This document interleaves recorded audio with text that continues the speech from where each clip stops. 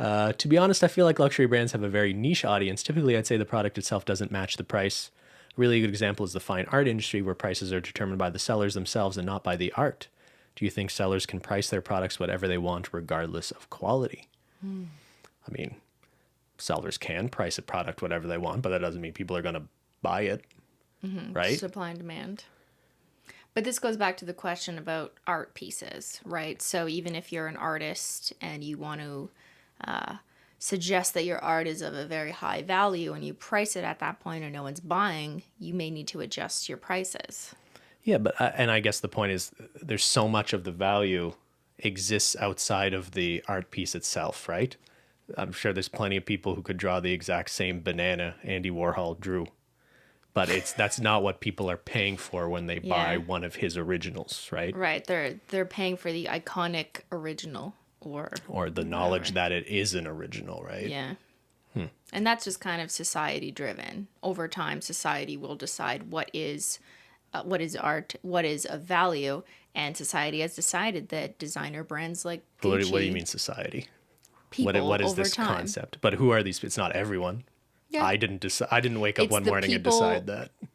It's the people who spend the money that are making that decision, not necessarily consciously making that decision, but when they purchase it and they are willing to pay that amount for that product, So- if you have multiple people making that same decision, it begins to contribute to that. I guess my point is I would argue it's a pretty narrow range of people that actually assigned or, But are they gave that thing important that value. people? Like, are they celebrities or influencers or people that the regular folk view as people with cultural capital? Cultural capital is the key word here. Sorry, it's just a pet peeve of mine. Whenever we talk about social things and say Society, yeah. society did this, it's like that Sure. never usually. Let's define. Okay, That almost never means anything. So do you agree with what I just said? Like, even if it's a small pool of people, those people are influential Oh yeah, to others. absolutely. So that's why it has a broader impact than just a handful of people caring.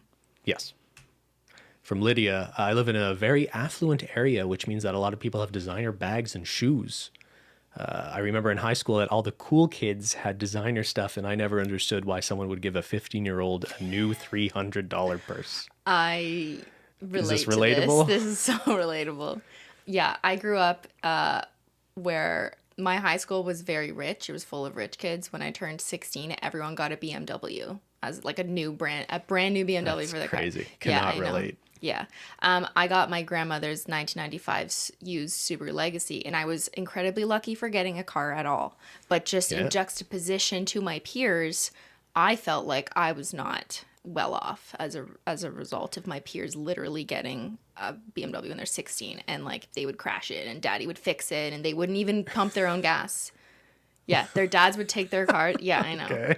Anyways, I just like have memories of this because yes, I remember kids getting like the newest Coach purses, and I wanted it too. I'm not gonna lie, I wanted that Coach purse, and I would ask for it for my birthday, and sometimes I would get what I wanted, but it wouldn't be the best or the latest, and maybe I'd have to wait a year, and it was like last season's model, or we got it at the outlet mall from Florida, or things like that, or I didn't get the three stripe real Adidas tearaways, as I mentioned in my You did video. bring this up. There was a lot of examples that I remember, like I remember crying too as a kid that I didn't get the things that my rich friends got.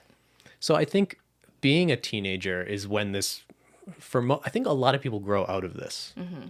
And it's hard for me not to think of these like, this idea of needing to have the certain things to fit in and be cool as being something that like should stay in your teenage years if it exists at all.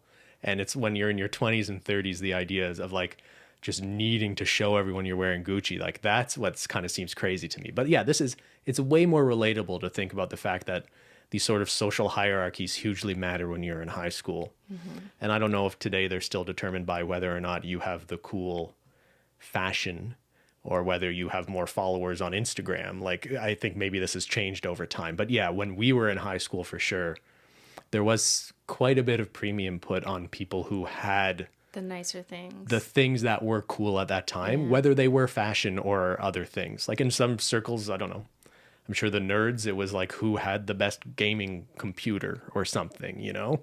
So Yeah, it's all relative to who you're friends with and how small your world is. And I think when you're a teenager, generally speaking, your world is smaller than when you become an adult. So at the time when we're teenagers, like all we know really, or all we care about is our friends at our school, which is just one tiny microcosm there.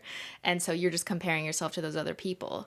But as you grow up, generally speaking, or as I grew up, like once I got to university, I stopped caring that I didn't have a cool purse because I realized who the fuck cares? And that was my own personal development where I realized that. But I think what you're saying makes a lot of sense if you look at where you are in the world and who your peers are. So like, who are our peers right now? I mean, apart from YouTube, but like We don't really leave the house. just pretend so- we're not on YouTube. Like our Okay. peers are our family, our friends we've had since university, maybe, and coworkers. people we work with in the government. None of those people care Or about like a Christine's not Gucci wearing handbag. the new Gucci. But this is really important. None of Yeah. those people give a shit. So I don't give a shit either because it's just not a social circle that cares or places value on those items. That being said, if you're a young person or a 25-year-old growing up on Instagram and your goal in life is to be part of that lifestyle or it's something you aspire to, that is your virtual social circle. And maybe even your in real life social circle if you have friends who participate in the same visions for what they imagine for their future. So you are influenced by the circle that you are in what has value and what kind of objects matter. Yeah, you kind of reckon I mean, what is the answer though? So you had parents that were just not willing to spend the money on those luxury things. I don't want to pretend like I never got gifted anything. I definitely had a Coach purse at some point. I just remember relative to my friends, I remember feeling frustrated that I didn't ever get like the best one or the first one. I got it. Oh, I'm I always sorry. felt lower. I'm not trying to make this more personal. I'm more Yeah. thinking like if you are a very rich person with kids, like, yeah, you probably want to give them the nice things that would make them happy. But you also want to ground them? Well, like punish, you mean No. ground the... Sorry, keep them grounded is what I meant, not Okay. ground them in a punishment way. Because yeah, in a way, if you surround a child with luxury goods from the time they're a young teenager and that's all they know, Yeah. really kind of skews your perception of what is normal, right?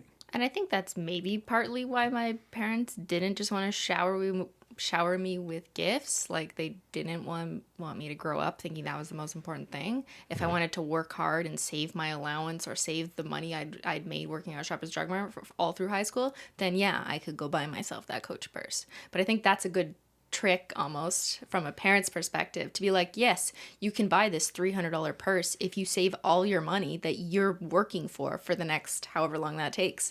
And then the kid has to reassess like, that's a lot of work, and has a different perception on money rather than just like accepting whatever from their parents.